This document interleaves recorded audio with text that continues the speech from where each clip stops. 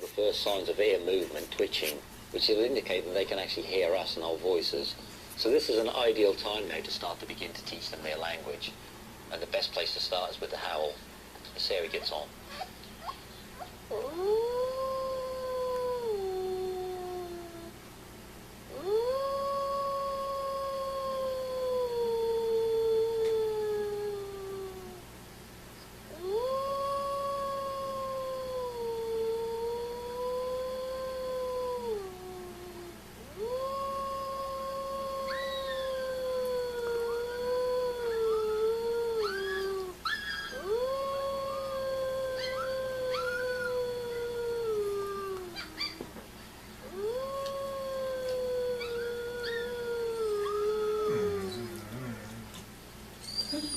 Oh, I guess that's what we call it.